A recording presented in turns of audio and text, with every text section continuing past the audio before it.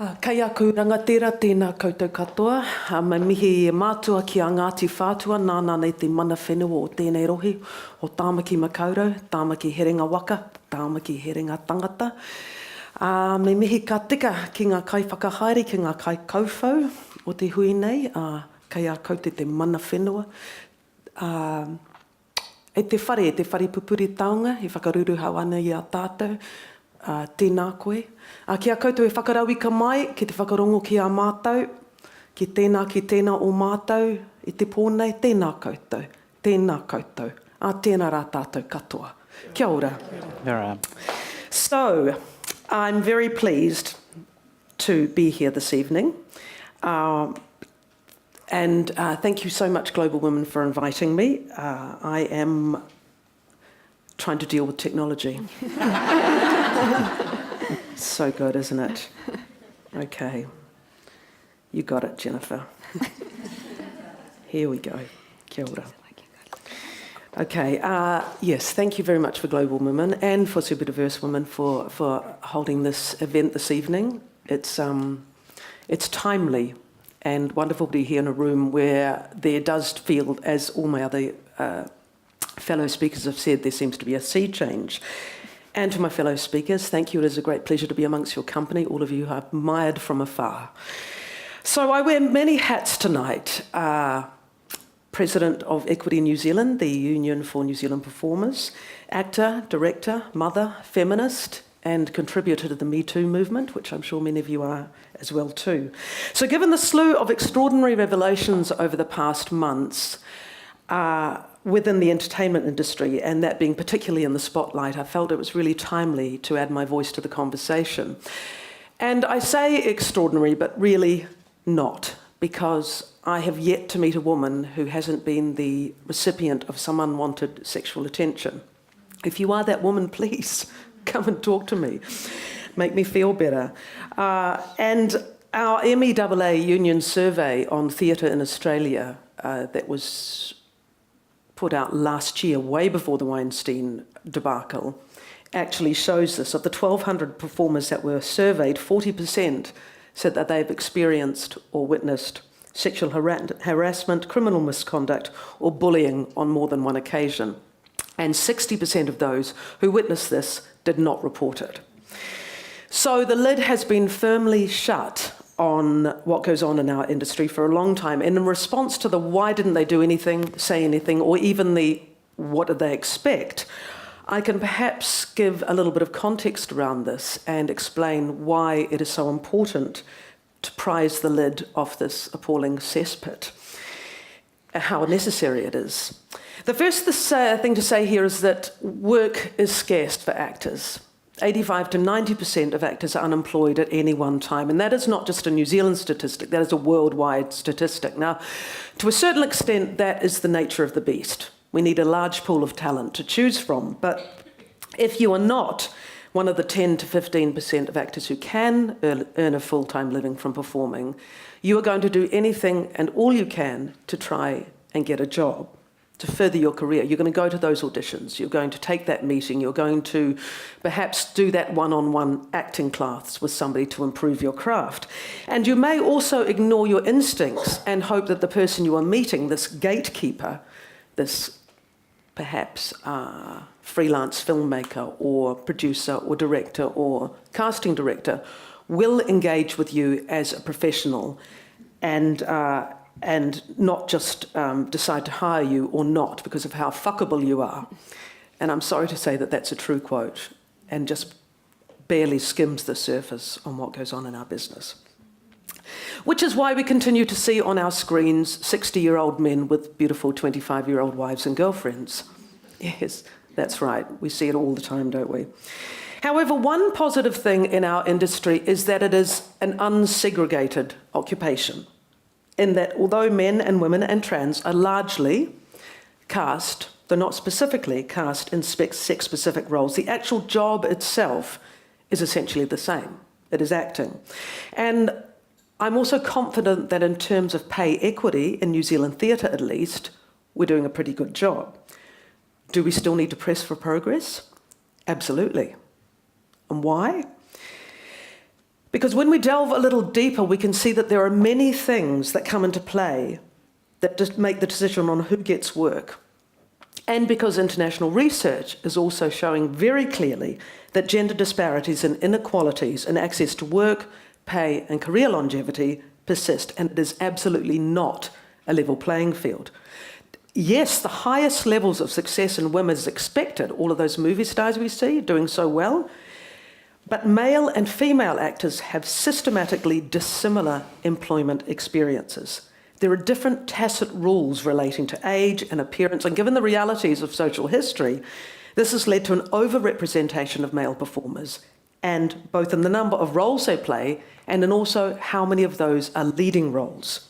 It also gives an overrepresentation to younger female performers. Actually, yes, younger female performers. Now, a few years back, FIA, which is the International Federation of Actors, that is the non-governmental organisation that represents performers' unions, guilds and associations all over the world. They undertook a year-long project called Changing Gender Portrayal, promoting employment opportunities for women in the performing arts. Now, the findings, and again, over 1,200 performers responded to this, indicate that in general, men have longer careers than women.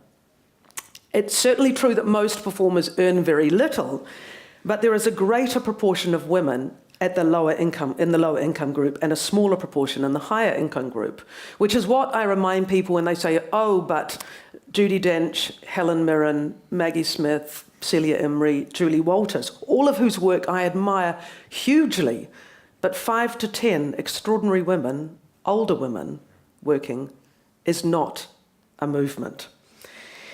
And as one actor put it, I find gender and age discrimination not only limiting as a professional performer, but infuriating as a woman who sees a very limited number of portrayals of women like myself. Women seem to disappear around 40 and reappear as grandmothers at around 65. And it's not just older women who are struggling under the yoke of outdated perceptions. As one young actress put it, in TV and film, because I am young, blonde and attractive, almost every role that I get requires nudity or scenes of a sexual nature. One of the clearest findings was that women saw that their gender as disadvantageous to them along every dimension, and that lack of opportunity in employment was mainly due to gender. Women 57%, men 6%. In terms of how we're represented in performing work, men are overwhelmingly positive about what they see, whereas women are far more negative. And I can tell you from personal experience that 10 years ago, when myself and a number of other women over 45 were auditioning for the part of a 45-year-old, it finally went to a 33-year-old. This is what's called aspirational casting. Yeah. The idea of being that when a younger woman of, say, 20 sees a woman on screen who's described as a 45-year-old, but actually looks like the 33-year-old that they actually are, the 20-year-old, we're thinking, God, I hope I look that good when I'm that age, when I reach my mid-40s. And what about the actual 45-year-old woman out there? For them, it's surely the opposite of aspirational. It's somewhat more depressing. You know, why can't I still look like that?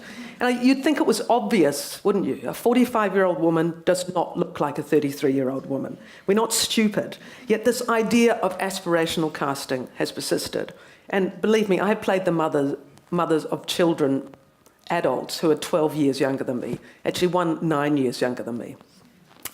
So I'm not sure it's no surprise to you that radio and theatre come out the most positively, or at least the least negatively, in terms of both number and types of opportunities, as well as a representation of women's gender and age. And I agree. Theatre and radio seem to me to be the refuge of the complex female. Human frailty seems to be more allowable in the flesh, as it were, because the focus is more plot-focused than anything else. And it's rather than it being punctuated with close-ups of the idea of frailty and sexuality and intimacy and beauty. And it's arguable, of course, that in radio, this is very much connected to less of an emphasis on physical appearance. Remember when Kim Hill, for those of you who are old enough, made a foray into television? She was absolutely, the flack she got was extraordinary. Or of every female newsreader who has been put out to pasture while male newsreaders of the same vintage continue on year after year after year, well past the age of any woman newsreader in the same position. So consistently, therefore, the men and women who work across the performing arts media see themselves as represented in many, many different ways. Women performers do not see their gender and age represented in realistically varied ways, whereas their male colleagues do. So it's no surprise that men are overwhelmingly positive about what they see and women are far more negative. And here's a statistic that you might relate to: lack of opportunity because of caring responsibilities. Women 56%, men 27%. And of course we can see that played out in the woeful statistics in the film industry. Childcare providers usually work 8 a.m. till 6 p.m, and that never you are never working those hours when you're working on the film industry. You're working sometimes 4 in the morning till 10 at night. So if that actor is not the lucky one, or the actor or the film worker is not the lucky one with a primary caregiver at home, they're struggling. So I have to ask myself what I can personally do to press for progress. On sexual harassment and bullying in our industry, I can be part of developing policy, which we are in our union, and lobbying for change. I can continue to educate actors and speak out for those who are too scared to say anything or don't have a voice. And I can look really carefully at the kind of roles that I'm choosing, the screen work I want to be involved in. And that's not to say that every one of them must be a strong, emboldened female, because that is not everybody's lived experience. But in the end, what is the takeaway? What am I continuing to perpetrate? Or am I continuing to perpetrate an obsolete idea of womanhood? So progress in my world would be that these awful statistics are reversed, that we see more female characters of every age and type and ethnicity, and able-bodied or disabled. And that we as actors, we as female actors, can achieve equity in our time. Kia ora, no reira. Kua mutu taku kōrero. Tēnā koutou.